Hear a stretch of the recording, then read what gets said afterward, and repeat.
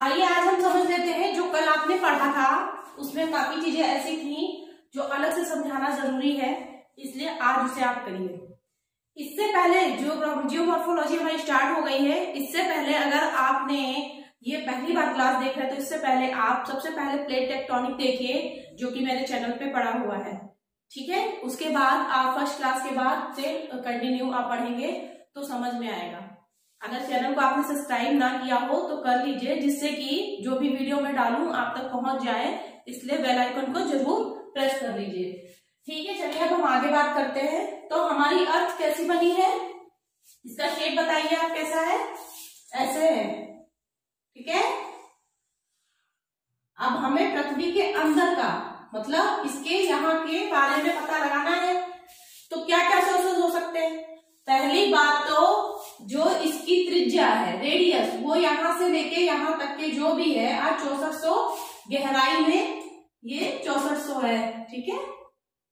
थोड़ा कम भी हो तो ये देखिए एक एस्टिमेटेड डेटा है, तो आप इसको थोड़ा ये ना समझिए कि हर चीज यहाँ पे फिक्स है, क्योंकि हमारी अर्थ के बारे में बहुत कुछ जानकारी अभी है ही नहीं, सिर्फ सर्वे चल रहा है, रिसर्च चल रहा है। तो जो भी सोर्स है, जैसे आपने अभी देखिए प्लेट टेक्टोनिक पढ़ी, तो जब तक प्लेट टेक्टोनिक नहीं था तब तक क्या था, कॉन्टिनेंटल ड्रिफ्ट थ्योरी थी वैगनर जी की, तो वो थी। लेकिन उसके बाद एक रिसेंट थ्योरी आई जो कि पूरी तरह साइंटिफिक थी, तो फिर उसको रिप्लेस कर दिया। ऐसे क्या होता है, जब तक हम किसी चीज को गलत कैसे कहेंगे, जब तक हमारे पास कोई चीज सही चीज ना हो, और सही चीज अगर नहीं है तो तब तक वो चीज सही है, क्योंकि इसे काटने के लिए कुछ भी नहीं है। मैं इसलिए आपको समझा रही हूँ कि कोई भी चीज यहाँ पे आप बिल्कुल ऐसे ना समझिए कि बस तय ही तय है, कुछ भी चीजें चेंज हो सकती हैं। हाँ, वो थोड़ा सा लंबा समय के लिए हो सकता है, क्योंकि ये सब रिसर्च इतनी जल्दी नहीं कंप्लीट होते। तो आप ये सब मान के चलिए कि जितनी चीजें हैं वो सब एक स्टैटिकल एनालिसिस बेस्ड है, क्योंकि अर्थ को यहाँ तक ड्रिल कर पाना पॉसिबल ही नहीं है। मैक्सिमम अभी 13 या 14 किलोमीटर तक ही ड्रिल हो पाया है, जिसमें से कई रशिया में एक कोला पेनिनसुला में चल रहा है, और भी जगह है जो कि क्रोशिया वगैरह में भी डिगिंग हुई है। तो उससे ज्यादा हमारे पास कोई सोर्स नहीं है अंदर जानने का, तो हम कोई ना कोई बेस बनाते हैं। तो बेस बनाने से पहले आप ये जान लीजिए कि हमारी अर्थ कैसी है, ठीक है। सबसे पहले तो आप बताइए, ये जो आप पूरा सर्किल होता है कितने डिग्री का होता है, कोई भी छोटा, इतना छोटा, इतना बड़ा, कितने डिग्री का होता है, तो वो क्या होता है, 360 डिग्री का होता है। कितना होता है, 360 डिग्री का। और अगर इस सर्कल को हम हाफ कर दे, ऐसे आधा आधा बांट देंगे, तो कितना हो जाएगा, आप लोग जानते होंगे, लेकिन जो लोग नहीं जानते उनको मैं बता दूं, 180। अब इसको आधा आपने ऐसे काट लिया, हर इंसान को जैसे 90 डिग्री के बारे में पता ही होगा। अब इसको आधा काटेंगे तो क्या हो जाएगा, ये 90 डिग्री हो गया। तो हम ऐसे ही तो बनाते हैं, ये 90 डिग्री, ये 90 डिग्री तो एंगल है, ठीक है। तो ये आप समझ रहे हैं, तो 90 के ये हो जाएंगे। अब इसी तरीके से अगर हम इसको ऐसे आधा आधा करेंगे, अभी तो हमने हॉरिजॉन्टल कर दिया, हॉरिजॉन्टल मतलब ऐसे, अब हम इसको वर्टिकल अगर ऐसे करें तो क्या होगा, तो भी ये 180 इधर उधर हो जाएगा, ठीक है। और ये हमारा क्या है, सेंटर पॉइंट, जिसे मैग्नेटिक फील्ड भी आप कहते हैं, और ये पोल है। एक्चुअली तो मैग्नेटिक फील्ड तिरछी है, लेकिन वो सब चीज आप ना समझिए, बस इतना जानिए, उसमें बहुत कंफ्यूजन होता है। इतना आपने समझ लिया, ठीक है, ये 180 है। अब हम आते हैं अर्थ पे, इतना आप समझिए, इसे अभी मैं पी वेव्स बताऊंगी तब आपको समझ में आएगा। हमारा जो अर्थ है वो 3 लेयर में बटा हुआ है, ठीक है। ये क्या है, क्रस्ट, और ये मेंटल, और ये कोर। इसको क्या कहते हैं, इस देखिए ये ओल्ड थ्योरी थी, लेकिन आप जानिए रिसेंट अभी आपको बताते हैं, इसको कहते हैं सियाल। क्या कहते हैं, सियाल। सियाल मतलब सिलिका प्लस एल्यूमिनियम। तो इसीलिए कहते हैं लाइट में सबसे ज्यादा क्या है, हम एल्यूमिनियम को बोलते हैं, लेकिन ओवरऑल क्या है, ओवरऑल एल्यूमिनियम नहीं है, ये तो ऊपरी क्रस्ट में पाई जाती है। तो सियाल बोलते हैं सिलिका प्लस एल्यूमिनियम, इसको क्या बोलते हैं? सीमा। ये वर्ड आप अभी आगे पढ़ेंगे ना, जब एरियल ट्रैक की संकल्पना पढ़ेंगे तो ये वर्ड आएगा, इसलिए आप जानिए सब चीजों को। सीमा क्या हुआ? सिलिका प्लस मैग्नीशियम, इसको कहते हैं निफे। निफे मतलब निकेल प्लस फेरस ऑक्साइड, मतलब कि लोहा, आयरन है। तो इससे आप ये समझ में आ रहा है कि सबसे ज्यादा डेंसर ये है, उससे कम ये है और उससे कम ये है। ये मैंने आपको पहली क्लास में बता दी थी। इतनी बात आप समझ गए। अब हम ये जानते हैं कि आखिर वो कौन सा सिद्धांत है, वो कौन सी ऐसी चीज है जिससे हमें ये पता चल रहा है कि ये पूरा जो अर्थ का इंटीरियर है एक जैसा नहीं है। कहीं लिक्विड स्टेट है, कहीं बहुत ज्यादा ठोस है, कहीं बहुत कम घनत्व है। तो ऐसा कैसे? हम आखिर कैसे जान रहे हैं कि यहाँ पे आते यहाँ ठोस है, उसके बाद जाते हैं यहाँ पे स्टेनोस्फीयर है? कैसे पता लगाते हैं? देखिए, सिस्मोलॉजी के तहत हम क्या पता करते हैं? सिस्मोलॉजी क्या है? भूकंप के बारे में अध्ययन करता है। तो वहां पे आप 3 वेव्स को पढ़ते हैं, पी वेव्स, एस वेव्स और एल वेव्स। पी क्या है? पी अपने नाम में ही प्राइमरी। प्राइमरी मतलब जो फर्स्ट होता है, वो प्राइमरी मतलब प्राथमिक, जो सबसे पहले भूकंप के बाद पहुंचती है। भूकंप कैसे आता है ये आप प्लेट टेक्टोनिक पढ़ेंगे तो समझ में आ जाएगा। उन कारणों में से कोई भी कारण होगा तो भूकंप आ जाएगा। और जब भूकंप आता है तो वो जगह क्या कहलाती है? कंपन की जगह फोकस। अगर ये फोकस है तो फोकस ये वाली जगह है, इस पे सबसे पहली कौन सी वेव पहुंचेगी? देखिए ये क्या होती है? लॉन्गिट्यूडनल वेव्स होती हैं। आपने अगर फिजिक्स की मेरी क्लास पढ़ी होगी तो आपको ये पता होगा लॉन्गिट्यूडनल वेव क्या होती है। लॉन्गिट्यूडनल ऐसी वेव्स होती हैं जो कणों के माध्यम के हर एक दिशा में ट्रेवल करे, ना कि लंबवत। लंबवत जो होती है वो क्या होती है? अनुप्रस्थ, ट्रांसफर वेव्स होती हैं, प्रकाश तरंगे। और ये ध्वनि तरंगों की भांति काम करती है। उसका कारण क्या है? यही कारण है कि वो कणों के जो कण होते हैं, पार्टिकल्स होते हैं, उनकी दिशा के अनुरूप होती हैं। अगर उनकी दिशा ऊपर है तो ऊपर, नीचे है तो नीचे, जैसी दिशा होगी कणों का उसी तरीके से। तो कहने का मतलब हर माध्यम में ये चलेंगी। हर माध्यम में क्या जानते हैं आप? 3 ही माध्यम है। चौथा भी हम आगे आप यहाँ पे पढ़ेंगे। ठोस, तरल मतलब द्रव्य या गैस। और आप ये भी जानते हैं कि सबसे तेज स्पीड इसकी किसमें होगी? ठोस में होगी, फिर द्रव में होगी, फिर गैस में होगी। ये देखिए क्या है? ये जो तरंग है सेकेंडरी, ये प्राइमरी के बाद पहुंचता है। क्यों पहुंचता है? क्योंकि ये अनुप्रस्थ है। अनुप्रस्थ है इसीलिए पहुंचता है। क्यों? हाँ बिल्कुल, क्योंकि ये हर एक दिशा में घूम सकती है, हर जगह जा सकती है। इसके पास ऐसा नहीं है, ये सिर्फ कणों के लंबवत चल सकती है, जस्ट लाइक लाइट, प्रकाश की भांति। तो ये देर से पहुंचती है, लेकिन ये क्या करती है? सिर्फ ठोस में चल पाती है।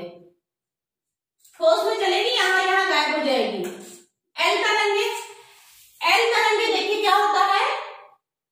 इनकी जो भेदन शक्ति होती है एल की सबसे कम होती है, सबसे ज्यादा पी की होती है, सबसे तेज भेदन क्षमता भी होती है और सबसे तीव्र चलती भी है, सभी माध्यम में चलती हैं। ये इसके बाद ये एस से 66% तेज स्पीड होती है इनकी, पी की, ठीक है, ज्यादा होती है। एस से ज्यादा कितनी होती है? 66% ज्यादा होती है स्पीड में। अब हम इनकी बात करते हैं तो ये इसके बाद पहुंचती है, लेकिन एल जो होती है सबसे बाद में पहुंचती है। ये आप ना समझिएगा कि सबसे ज्यादा विनाशकारी होंगी ये। क्यों? ये सबसे धीमे चलती है लेकिन सबसे ज्यादा विनाशकारी ये वाली होती है।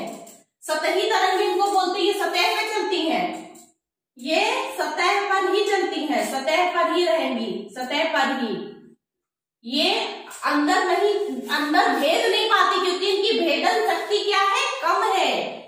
ये कोर तक पहुंच ही नहीं सकती क्योंकि इनके पास इतनी एनर्जी नहीं है, भेदन शक्ति कम है।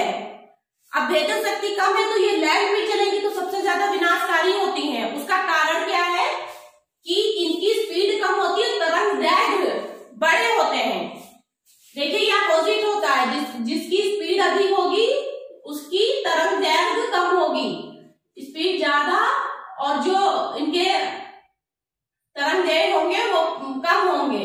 उल्टा होता है, इनका जो तरंग दैर्घ्य होगा वो प्लस होगा और इनकी स्पीड कम होगी।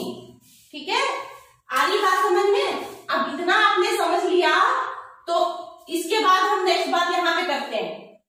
देखिए ये क्या है, पी वेव्स अगर स्पीड ज्यादा है, सबसे ज्यादा है, अगर कंपेयर आप करोगे तो सबसे ज्यादा कहाँ होगी?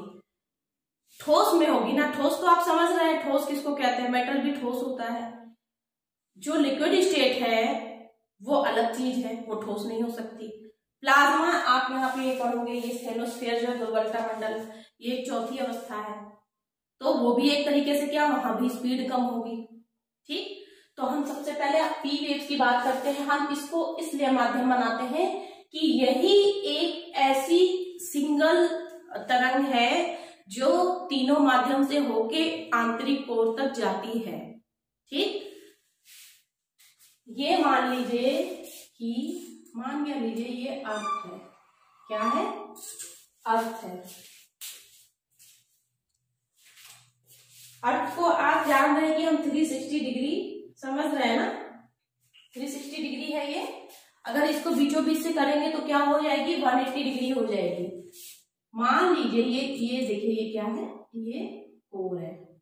ठीक, मान लीजिए कि यहां से पी तरंग चलनी है अंदर, तो पी तरंग क्या करेगी, हर दिशा में जाएगी, इसको रुकावट नहीं है, हर दिशा में जाएगी। यहां से चली, इधर चली गई, इधर चली गई, यहां तक आ गई, ऐसे आ गई। ठीक है, ऐसे ऐसे चलती रहती है, हर जगह जाएगी ये। बस इसकी स्पीड से ही हमें पता चलना है, जो भी पता चलना है। एक चीज यहाँ पे जो अध्ययन से पता चला है उसे आप समझिए कि क्या है।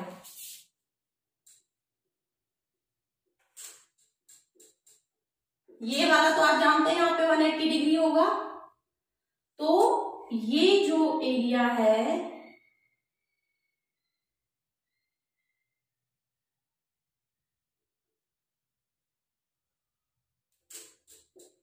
ये 103 से लेके 142 डिग्री तक ये इसका शैडो जोन है। शैडो जोन मतलब क्या होता है, यहां पे पी वेव्स पहुंचती ही नहीं है। इससे क्या मतलब निकला कि भाई आप ये बताइए कि आपने ये तो जान लिया कि ये तीनों माध्यम में गुजरती हैं, यहीं पे दिमाग लगाइए, ये तो तीनों माध्यम में गुजरती हैं, तो आखिर क्या है जो यहाँ पे 103 से लेके 142 डिग्री के बीच तक ये अचानक गायब हो जाती है, कहाँ गई कुछ पता ही नहीं है।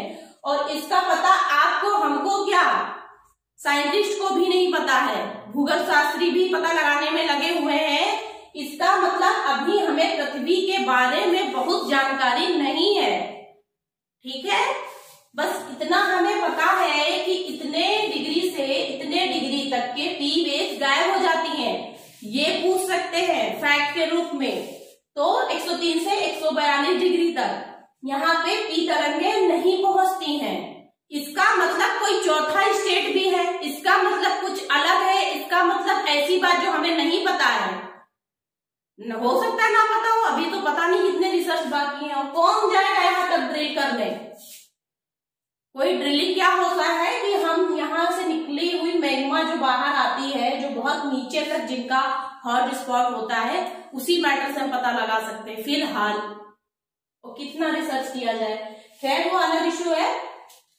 आप इतना समझिए। अब हम आगे समझते हैं कि पी वेव्स करती क्या है। देखिए, चलिए पहले आप इसको समझ लीजिए। देखिए ये क्या है, ये हमारा ऊपरी क्रस्ट है। ऊपरी क्रस्ट में हम ये बात जानते हैं, नदी, मैदान, पर्वत, पठार सब कुछ है। ठीक है, तो आपने प्लेट टेक्टोनिक में पढ़ी थी, दो तरीके की प्लेट्स होती हैं, एक होती है महाद्वीपीय और दूसरी होती है महासागरीय। तो महासागरीय प्लेट में हमें पता है कि लैंड नहीं होता, तो वो क्या होगी, कम होगी, कम किलोमीटर की होगी। और जो कॉन्टिनेंट है उस पे आप बताइए कि हिमालय की जो छोटी 8000 1000 में 1 किलोमीटर होता है। 8-9 किलोमीटर केवल आप पर्वत की बात कर रहे हैं। और हम अपने यहाँ जब मैदानों पे बात करते हैं, बोरिंग करते हैं, तो बोरिंग ही बता दीजिए कि कितनी चीज जा रही है। तो ये भी तो एक लैंड है, ओशन तक तो हम पहुंचे नहीं है। तो आप एवरेज लगाओगे तो ये आपको 30 किलोमीटर तक इजिली मिल जा रहा है। क्या? कॉन्टिनेंटल प्लेट, मतलब जहां पे पर्वत पठार है वो क्या है? महाद्वीपीय प्लेट है।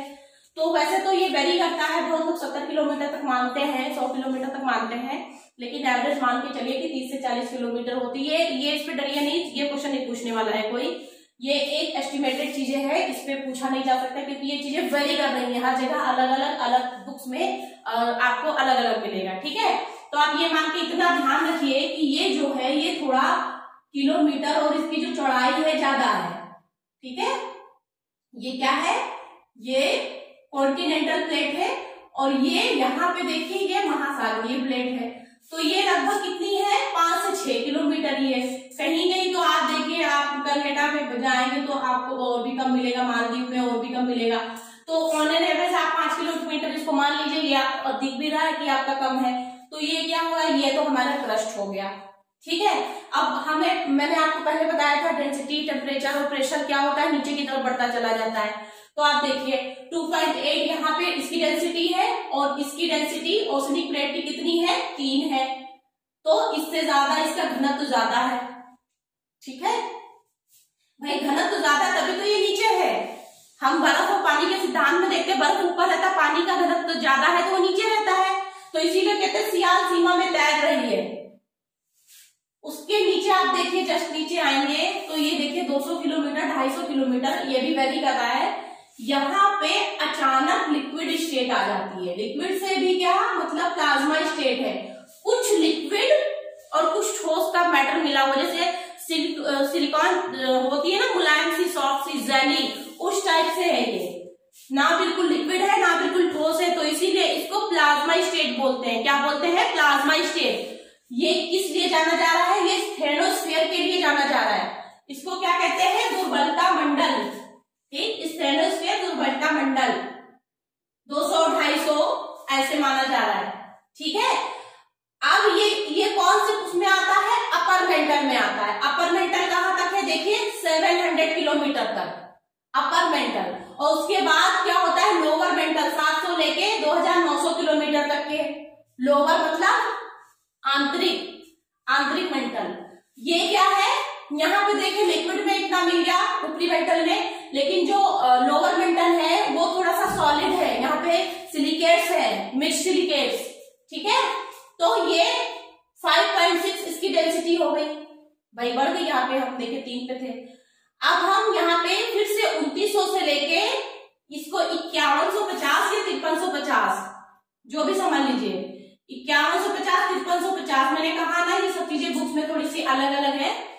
तो यहां पर भी एक डिवीजन किया गया है। ये क्या है? 2900 तक के तो आपका मेंटल खत्म हो गया।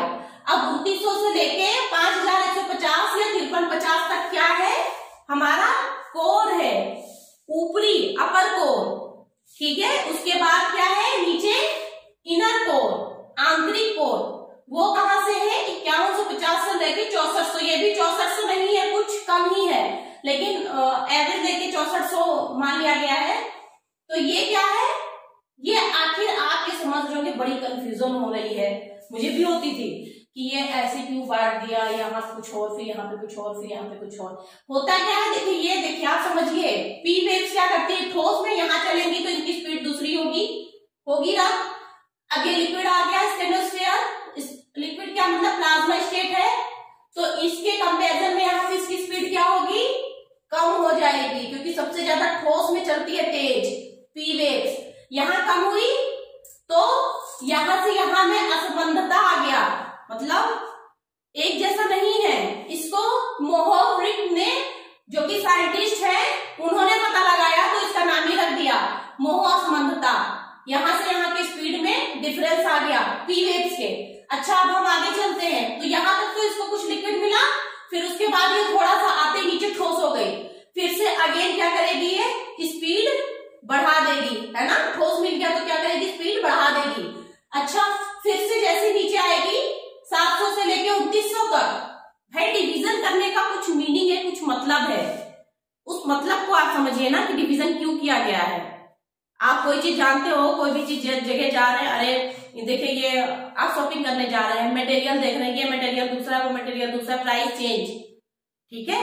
तो हर चीज में साइंटिस्ट पता लगाएंगे तो वो बताएंगे नहीं आपको। तो बस वही बात यहाँ पर भी है कि सब कुछ इसकी वैरायटी ही चेंज है, वैरायटी चेंज है तो स्पीड चेंज, ठीक। अच्छा, अब यहां से लेके यहां तक जब आएंगे 2900 तक तो मेटल खत्म हो गया, सॉलिड था। अब देखिए 2900 से 5150 तक के क्या होता है, फिर से पी वेव की जो स्पीड है अगेन कम हो जाती है। देखिए कैसे चल रही है, ऐसे चलेगी, फिर ऐसे चलेगी, फिर ऐसे चलेगी, फिर ऐसे चलेगी, ऐसे का मतलब स्पीड कम, ठीक है। तो यहां पे फिर से अगेन एक असमानता आती है, वो उसे कहते हैं गुटेनबर्ग असमानता। अगेन इन्होंने भी, एक साइंटिस्ट का नाम है। तो यहाँ पे देखिए डेंसिटी में भी फर्क आ रहा है, लिक्विड तो है ही, साथ में डेंसिटी की वजह से भी चेंजेस आ रहा है, क्योंकि आंतरिक कोर हमें पता है सबसे ज्यादा डेंसर है, तो डेंसिटी चेंज की वजह से इसको जाना जाता है। अगेन फिर से देखिए 5150 से इनर 6400 तक के, इसके लास्ट पॉइंट तक के बिल्कुल संधान होता चला जा रहा है, ये भी डेंसिटी पे ही बेस्ड है। इसको क्या कहते हैं, लेहमैन असमानता, क्योंकि लेहमैन साइंटिस्ट ने पता लगाया था। इतनी बात आपको समझ में आई, आ जाएगी समझ में। अभी मैं दूसरा मैप बताने जा रही हूँ उसमें। अब देखिए इसको अगर आप सिस्मोग्राफ पे दिखाएंगे, सिस्मोग्राफ मतलब जब भूकंप विज्ञान जाते हैं तो वो ग्राफ बनाते हैं, हम उसकी बात कर लेते हैं। इसको आप देखिए यहां तक, ये क्या है, आप 250 कर लीजिए या 200 कर लीजिए, यहां तक के ये क्या है, ये 250 कर लेते हैं। ये हो गया, देखिए लिक्विड है यहाँ पे, इसको लिक्विड मानिए। और ये क्या है, ये आपकी क्रस्ट है, और ये ओशनिक प्लेट है, और ये कॉन्टिनेंटल प्लेट है,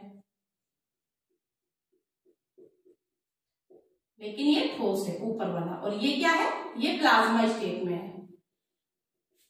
अच्छा, अब हम आ जाते हैं 700 तक, ऐसे बना लीजिए आप, एक चीज समझ लीजिए, उसके बाद 10 मैप आप अपने आप बना सकते हैं। ये कर लिया आपने, यहां पे क्या है, यहां पे लिख लीजिए सॉलिड है, ये सॉलिड, ठीक, क्योंकि मिक्स्ड सिलिकेट्स है यहाँ पे। उसके बाद आप 2900 तक बनाइए, 2900, ये भी इसके कंपैरिजन में डेंसिटी भी कम है और थोड़ी सी लिक्विड ज्यादा है यहाँ पे, ठीक है। अच्छा, अब हम सीधे कर देते हैं 6400 तक, 6400 तक। और आप यहां क्या करिए, ग्राफ में आप नहीं दिखाना चाह रहे थे कोई बात नहीं, फिर भी मैंने आपको एक्स्ट्रा करके दिखा दिया। ये लिख लीजिए स्पीड, मान लीजिए यहां से यहां पे कर दीजिए 14, यहां पे कर दीजिए 2 का डिफरेंस ले लीजिए 10,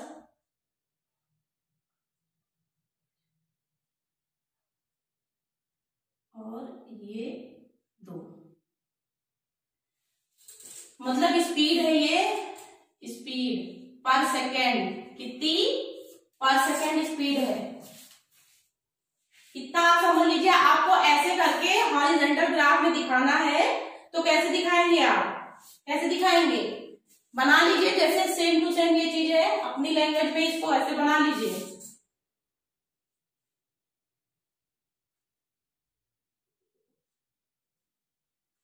अब देखिए यहां से मान लीजिए P को चलाते हैं तो हम इससे ज्यादा चलाएं, तो कोई भी पकड़ लीजिए आप कहीं पर भी, मान लीजिए कि हम इसको 6 पे चला रहे हैं, इसको यहाँ पे हम 6 पे चला रहे हैं, 6 पे, समझ लीजिएगा कुछ गड़बड़ ना हो। चलिए दूसरा ले लेते हैं, मार्कर समझ में नहीं आ रहा हो तो यहाँ पे आप ले लीजिए, ये 6 ले लिया, देखिए यहाँ ठोस खत्म होने जा रहा है। अब हम प्लाज्मा में आ रहे हैं, स्पीड कम होगी, कम होगी तो इधर की तरफ बढ़ाएंगे, क्योंकि ये 2 किलोमीटर पर सेकेंड है, 4 किलोमीटर पर सेकेंड है, तो ये 6 पे चली गई है, तो सीधे इसको घटा के आप ऐसे लाइए, लाए। अब फिर से आप अगेन यहाँ धीरे धीरे धीरे करके सॉलिड में आ रही है, सॉलिड में आ गई, 6 तक के ले आइए। आप बस बढ़ा दीजिए इससे, ये आइडिया नहीं लेना है कि हाँ हमें क्या है ना कि अगर आपने इसको 4 पे दिखाया है तो आपका 6 पे ही होना चाहिए, पीछे नहीं होना चाहिए। फिर से अगेन देखिए लिक्विड में तो क्या करेगी, स्पीड कम करेगी, स्पीड अगेन कम। देखिए फिर से यहाँ पे देखिए ये क्या है, ये पूरा क्या है, पूरा ठोस है और संघन है, तो इसमें क्या करेगी, बहुत तेज स्पीड पकड़ेगी, रैपिड, बहुत तेजी से। देखिए ये क्या है, ये आपने सिस्मोग्राफ बना लिया, इसमें आपको क्या टफ लग रहा है, इसीलिए मैंने खुद ने बनाया है कि आपको समझ में आए, पहले से नहीं बनाया। यहां से स्टार्ट करेंगे, ठोस है, ठोस में तेज स्पीड, नीचे आते ही प्लाज्मा स्टेट है, ये क्या है, ये प्लाज्मा स्टेट है पूरा, स्टेनोस्फेयर है ना यहाँ पे, अभी बताएंगे स्टेनोस्फेयर ऐसा क्यों है यहाँ पे। तो क्या हुआ, डिक्लाइन हो गया, कब हुआ, अगेन यहां तक कि थोड़ा सा लिक्विड है, धीरे धीरे धीरे करके यहाँ सॉलिड आ गया, सॉलिड में फिर से इसने स्पीड पकड़ ली तेज, फिर से देखिए लिक्विड आया, स्पीड सडनली गिर गया, और जहां जहां चेंजेस हो रहे हैं वहां का आप नाम दे दीजिए। देखिए हर जगह का एक नाम है, और इसको भी यहाँ पे तो डेंसिटी की वजह से है लेमनर संबंधता, कि यहाँ की डेंसिटी कुछ और है, यहाँ की डेंसिटी कुछ और है। देखिए मैंने बीच में डेंसिटी लिख दी है, तो ये आप ग्राफ बना देंगे अगर आपने इतना बता दिया ना, ये शेडो जोन है, पी वेव्स ऐसे हैं। अच्छा मैंने आपको ये भी बताया था कि पी वेव्स मुड़ क्यों जाती हैं, ये तो स्पीड की बात आप समझ गए, अवतल ये हो जाती है। देखिए अवतल क्या होता है, अवतल ये होता है, अवतल ये होता है, इधर से देखोगे तो ये अवतल, इधर से ऊपर से देखोगे तो ये अवतल, साइड से देखोगे तो ये अवतल, मतलब कटोरे नुमा संरचना गड्ढा, ऐसे समझिए। लैंग्वेज पे आप जाइए, समझिए लैंग्वेज को, तो ये ऐसे हो जाती है, क्या हो जाती है, पी वेव, पी वेव तो भूचुंबकत्व ऐसे हो जाते हैं, क्यों हो जाते हैं, पी वेव इसलिए हो जाती है, सबसे ज्यादा ठोस है, सबसे ज्यादा लोहा है और सबसे ज्यादा तेज स्पीड है, इसलिए ऐसी हो जाएंगी। और भूचुंबकत्व, चुंबक हमें पता है चिपक जाते हैं बिल्कुल पास में रखने पे लोहे के, तो ऐसे ही आप दोनों को रख देंगे, समझने जैसा कुछ नहीं है कि ये ऐसी तिरछी लाइन क्यों हो जाती है, बस। उसके बाद ये स्पीड है, स्पीड कम करना होगा तो आप ऐसे कर दीजिएगा, देखिए स्पीड कम इधर ही तो जा रही है, स्पीड ज्यादा है तो बीच में देखिए इतनी हो गई। तो ये वाली अगर आपने इतना आपने मैपिंग कर दिया तो फिर आपको मार्क्स तो बहुत अच्छे मिलने वाले हैं। इतनी बात आप समझ गए। अब देखिए इसका आप डेंसिटी मैंने बोला था पहले भी याद करने की आपको जरूरत नहीं है, आप बस ऐसे बता देंगे। वहां पे क्या होता है ना कि आपके कॉन्सेप्ट को मेंस में देखा जाता है, ये सब फैक्चुअल चीजें प्रीलिम्स में देखी जाती है और वो आपको चेक कर दिया जाता है, इसीलिए आप मेंस में पहुंचे हैं। फिर भी आप देख लीजिए यहाँ का इनर कोर का क्या है 13.6 और अपर कोर का क्या है 11.6, ठीक है। लोअर मेंटल का 5.6 और अपर मेंटल का आप जान ही रहे यहाँ पे, इसके कंपैरिजन में आप कोई भी 3 से ज्यादा लिख सकते हैं, और ये 3 है और ये 2.8 है, इसका सबका मिला लेंगे तो एवरेज निकल जाएगा। तो ये तो हो गई पी वेव्स की बात। अब हम बताते हैं कि दूसरा आप वोल्केनिज्म मुख्यतः से क्या होता है कि 3 तरीके के उसमें पदार्थ निकलते हैं। पहला निकलता है फेल्सिक, क्या निकलता है, तो देखिए अब हम देखते हैं कि ज्वालामुखी से कैसे इस बात की पुष्टि हो गई कि जो बातें पी वेव्स ने बताई हैं वो इन्होंने भी सच बताई है। कैसे, देखिए मैग्मा क्या होता है, आपने प्लेट टेक्टोनिक थ्योरी में पढ़ी है कि जब 2 प्लेट अभिसरित होती हैं, अभिसरित मतलब आमने सामने से इस तरीके से कन्वर्ज होती हैं, तो क्या होता है जो ज्यादा डेंसर होता है, जो ज्यादा जिसकी डेंसिटी होगी वो प्लेट क्या होगी, नीचे धंस जाएगी, नीचे धंस जाएगी, है ना। तो ये वाली प्लेट ज्यादा डेंसर है, धंस गई। तो जब ये धंसती है तो धंसने के बाद यहाँ पे बेनी ऑफ जोन बन जाता है। बेनी ऑफ जोन का क्या मतलब होता है, यहीं पे ये मैग्मा टूटता फूटता है और यहाँ देखिए रेडियो एक्टिव एलिमेंट्स होते हैं। रेडियो एक्टिव एलिमेंट्स क्या होते हैं, आपने नाभिकीय संलयन पढ़ा होगा फिजिक्स में। तो जब 2 से ज्यादा कण आपस में जुड़ते हैं तो घर्षण होता है, घर्षण होता है तो क्या होता है, ऊष्मा, हीट जनरेट होती है, एनर्जी तो जब ऊष्मा जनरेट होगी तो एक कण से दूसरे कण, दूसरे कण से तीसरे कण तक पहुंचेगी और एक समय ऐसा आएगा कि वो अपने मेल्टिंग पॉइंट तक पहुंच जाएगी, मतलब गलने की स्थिति आ जाएगी। रेडियो एक्टिव एलिमेंट्स क्या करते हैं, वो लगातार एनर्जी प्रोड्यूस करते रहते हैं, उसकी वजह से ये क्या होता है, मेल्ट हो जाता है। अरे कोई भी चीज लगातार ऊष्मा पाएगी तो एक समय के बाद गल ही जाएगी, ठीक है। तो इसमें संवहन तरंगे चलने लगती हैं। पहले देखिए सब चीज इसमें चलती है, रेडिएशन, टेम्परेचर बढ़ गया, डेंसिटी है, हर चीज इसमें बढ़ जाती है। डेंसिटी तो क्या होता है कि उसके बाद जो भारी पदार्थ है वो तो गल गए तो डेंसिटी कम हो गई, टेम्परेचर बढ़ गया, केमिस्ट्री साइकिल चल गया, रेडिएशन हो गया, रेडियो एक्टिव एलिमेंट्स क्या है, पिघल गए।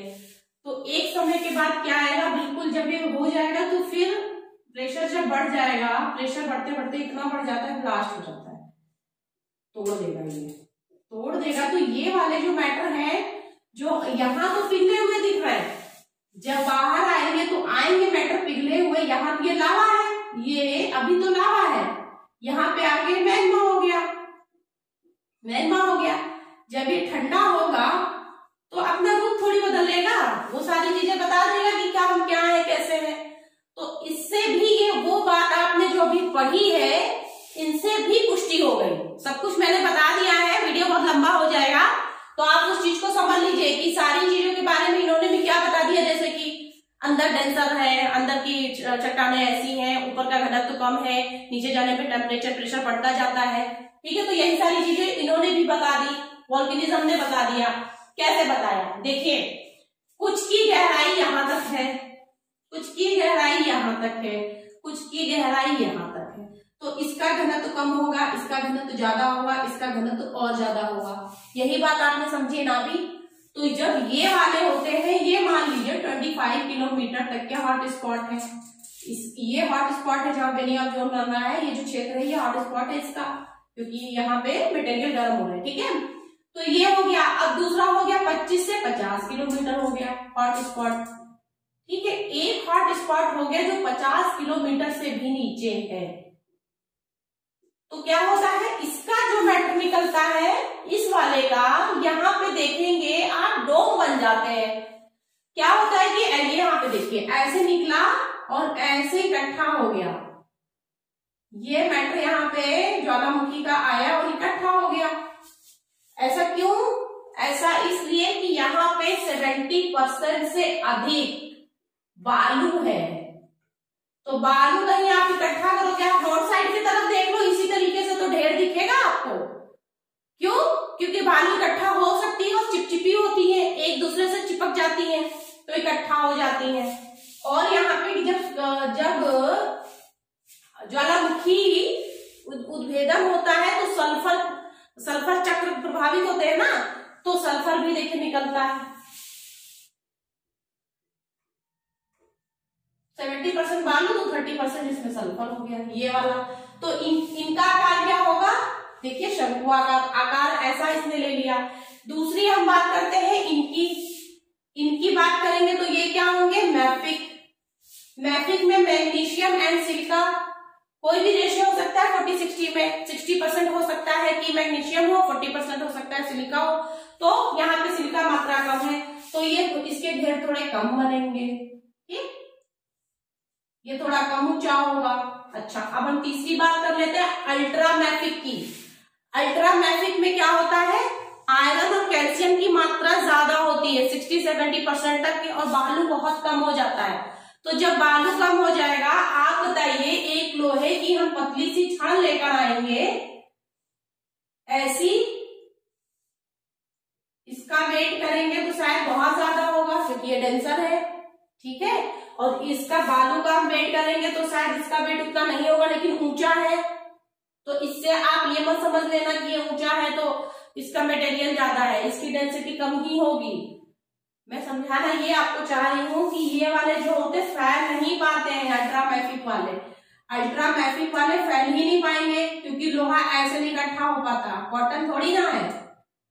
तो क्या करता है, ये पतले हो जाते हैं, सपाट सतह वाले पठार, सपाट टेबल लेग जो आपने समझा है, ठीक है। देखिए डक एंड ट्रैप के बारे में आपने सुना है ना दक्कन ट्रैक क्यों नहीं ऐसे ऐसे है, हील्स की तरह क्यों नहीं है, यूनिडोम की तरह है, बिल्कुल वो पूरी फैल गई है, यही कारण है।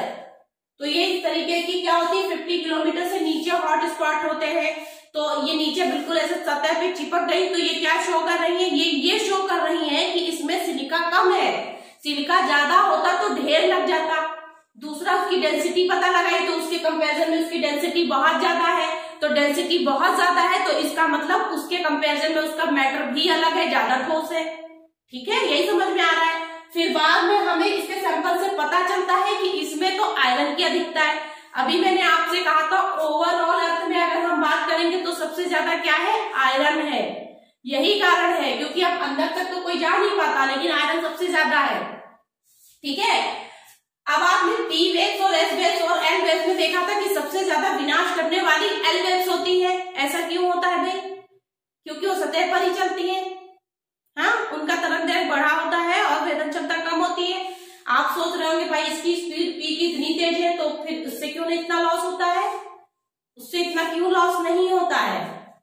आपने जनरली कभी आप किसी, अगर आप फीमेल है तो आपको ये पता होगा कि वैक्स जब किया जाता है तो वैक्स लगाते हैं जब पट्टी, अगर उसको धीरे धीरे धीरे करेंगे तो क्या होगा, आप समझ सकते हैं कि बहुत ज्यादा दिक्कत होगी, लॉस होगा। लेकिन उसको पकड़ के झटके से हटाते हैं, फुल स्पीड में हटाते हैं, तो आपको क्या तब पता ही नहीं चलता, तेज स्पीड है कि हम सुन ही नहीं सकते, तो हमारे लिए वो बेकार है ना।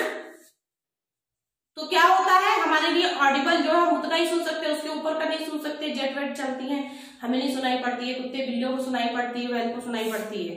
तो ऐसे ही पी तरंगे अपना व्यवहार करती, इतनी तेजी से जाती है, इतनी तेजी से जाती है कि उसका इफेक्ट नहीं पड़ता है। इफेक्ट जो भी पड़ता है वो मैंने आपको बता दिया है एल के कंपैरिजन में।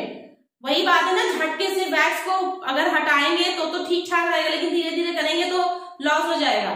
तो वही हाल करती है ये एल तरंगे। एल तरंगे की क्या है, भेदन शक्ति कम है और धीरे धीरे चलती, उतनी तेज स्पीड नहीं है, धीरे धीरे कम स्पीड में चलेंगी हिलाते डुलाते। तो अगर भूकंप ज्यादा देर तक रुका रह जाए तो सब गिर जाएगा। बहुत तेजी से आया, सट से निकल गया, हम तो देख भी नहीं पाते। कभी कभी कोई कार इतनी तेज स्पीड में चलाता, कब आए कब चले गए। तो वैसे ही पी तरंगे कब आई कब चली गई, इतनी तेज स्पीड में है इसलिए लॉस नहीं कर पाती, उनको रुकना भी तो पड़ेगा लॉस करने के लिए। तो ये काम ये करती है एल वेव्स। इसको लव वेव्स भी बोलते हैं क्योंकि उनके साइंटिस्ट का नाम था सतही तरंगों को। तो वो तो आप बात समझ गए पी वेव्स के बारे में। बस सबसे पहले क्यों पहुंचती है, और ये फोकस होता है, फोकस के जस्ट 90 डिग्री अभिकेंद्र होता है, ये यहाँ पे पहुंचेंगे। ये क्या है इसका, ये इसका 90 जस्ट ऊपर, कोई भी चीज जस्ट ऊपर है वो 90 डिग्री है। तो अभिकेंद्र पे सबसे पहले पहुंचती है, क्या पहुंचती है, पी वेव्स सबसे पहले। ये क्वेश्चन में पूछ सकते हैं 90 डिग्री फोकस पे क्या कौन सी वेव्स बनती है और या पी वेव्स कहाँ बनती है सबसे पहले। ठीक है, तो ये देखिए मैंने चीजें आपको बता दी। एक चीज और आप समझिए कि एक ग्राफ और आप दिखाना चाहते हैं। देखिए तरंग दैर्घ्य इसकी सबसे ज्यादा है, तरंग दैर्घ्य आप जानते हैं दोनों के बीच की दूरी को बोलते हैं, इसकी सबसे कम है इसलिए इसकी स्पीड सबसे ज्यादा है। तो ये पी वेव्स है, ये एस है और ये एल है। पी वेव्स की क्या खास बात है, कंप्रेस होके चलती हैं और आगे फिर से फैल जाती हैं, ऐसे ऐसे स्प्रिंग की तरह, ऐसे ऐसे सिकुड़ेंगी फिर यहाँ फैल जाएंगी, दूर दूर हो जाएंगी, फिर सिकुड़ेंगी फिर दूर दूर हो जाएंगी। भाई स्प्रिंग को आप ऐसे अगर प्रेस करोगे उसके बाद छोड़ोगे तो स्पीड और तेज हो जाएगी उसकी, है ना। तो इसीलिए ऐसी है ये लॉन्गिट्यूडनल वेव्स है, ध्वनि की तरह है। लॉन्गिट्यूडनल के क्यों है, क्योंकि ये कणों की दिशा के अनुरूप होती हैं, कणों की दिशा के अनुरूप होती है, न कि लंबवत। लंबवत क्या होती है, ऐसो वाली अनुप्रस्थ तरंग के प्रकाश की भांति है वो। आपने मीनिंग ऑफ जोन समझ लिया। अब आप ये समझिए कि इस एक तरंग संवहन तरंग सिद्धांत, इसी के बारे में यहीं पे होम्स का नाम आता है। इन्होंने मैग्मा साइकिल की बात की थी, ठीक है। और इन्होंने क्या कहा था, देखिए कुछ नहीं है, इसी चीज का कोई नाम दे दे साइंटिस्ट अपना तो वो नाम से जान लिया जाता है, बात कुछ भी नहीं है इसमें। देखिए अगर आप एक तरफ अब अभिसरण हो रहा है तो दूसरी तरफ क्या हो रहा होता है, ये अभिसरण की एरो ऐसे है। आप प्लेट टेक्टोनिक की अगर आपने ये नहीं देखा है तो जरूर क्लास कर लीजिए, देखिए जाके मेरे चैनल पे, आपको सब चीज बहुत अच्छे से समझ में आ जाएगा। ये देखिए, ये एक तरफ अभिसरण तो एक तरफ अपसरण। एक तरफ क्या होता है, यहाँ पे टूटता फूटता है और ये चलता है, एनर्जी तो है ही इसके पास, ये नहीं चलता है। एक्चुअली मॉर्गन जी ने क्या कहा था, मॉर्गन जी ने कहा था कि ये तो फिक्स है, तलियां चलती है नीचे की जो यहां से वहां तक पहुंचा देती। अब ये ट्रैवल करते करते यहां तक आ गई, यहाँ टूटी फूटी यहां तक आ गई, क्योंकि ये पूरा जोन गर्म होता है, इसको मौका मिल गया। यहाँ पे देखिए ये प्लेटें दूर जा रही, बाहर आ गई, न्यू क्रस्ट का निर्माण, और यहाँ पे आ गया। यहाँ पे भी हो सकता है टूट के, यहाँ पे भी हो सकता है। इनके बारे में कोई कुछ नहीं कह सकता कि कहाँ पे हो। हम ये बात जानते हैं कि सबसे ज्यादा हमारा बेनिया जोन कन्वर्जेंस जोन में है। प्लेट पैसिफिक प्लेट आप देख रहे हैं, अग्निवृत्त जिसको फायर बोल रहे हैं, और मिड कॉन्टिनेंटल बेल्ट, ये सब मैंने उसमें बताया है। लेकिन ये बाहर कैसे आ रहा है, ये देखिए, ये तरंग संवहन सिद्धांत के तरह, क्योंकि मैग्मा भी उसी तरह चल रहा है, संवहन चक्र चल रहा है। ये संवहन चक्र की वजह से ऐसे फिर चलते रहते हैं संवहन चक्र, यहाँ भी चल रहा है और अर्थ पे भी चलता है। जब हम लोग साइक्लोन पढ़ते हैं, संवहन चक्र ठीक चल रहा है। तो ये एक तरीके से कन्वेयर बेल्ट की भांति लग रहा होगा। कन्वेयर बेल्ट आप जानते होंगे, अगर नहीं जानते तो यही काम करता है, एक चीज को वहां तक पहुंचाना, फिर नीचे आना, फिर वो चीज को वहां तक पहुंचाना। ये किसका सिद्धांत था, होम्स का। अब मॉर्गन जी ने क्या कहा, मॉर्गन जी ने भी इसी में बस थोड़ा सा ऐड कर दिया है, बेनियक जोन होता है और ये अभिसरण प्लेट के नीचे होता है। दो तरीके का होता है, महाद्वीपीय महाद्वीपीय, महाद्वीपीय महासागरीय। भाई महासागरीय महासागरीय तो हो नहीं सकता, एक तरफ लैंड चाहिए ही चाहिए, भाई मटेरियल भी तो चाहिए, मिट्टी कहाँ से लाएंगे वो। तो अभिसरण महाद्वीपीय महाद्वीपीय में हो गया प्लेट में, उनके पास मटेरियल है ठीक। एक तरफ महासागर होगा, मतलब सीमांतीय होगा, वहां पे होगा। मॉर्गन जी ने बताया, मॉर्गन जी ने ये बात बताई कि ये चीज जो होती है ये तो स्थिर है, लेकिन ये इसके ऊपर जिससे प्लेट है वो चल रही है। तो ये सब एक ही जैसे सिद्धांत है, आपने इतना समझ लिया है। आई थिंक ये बहुत है, और पहला आपका ये जो टॉपिक है ये कंप्लीट होता है। चलिए हम नेक्स्ट टॉपिक जियोमॉर्फोलॉजी में ही देख लेते हैं। अगर आपने चैनल सब्सक्राइब ना किया हो तो चैनल सब्सक्राइब कर लीजिए, जल्द से जल्द यहाँ पे सारा कोर्स खत्म किया जा रहा है। अगर आपको समझ में आ रहा है तो ठीक है, पढ़ाई करते रहिए।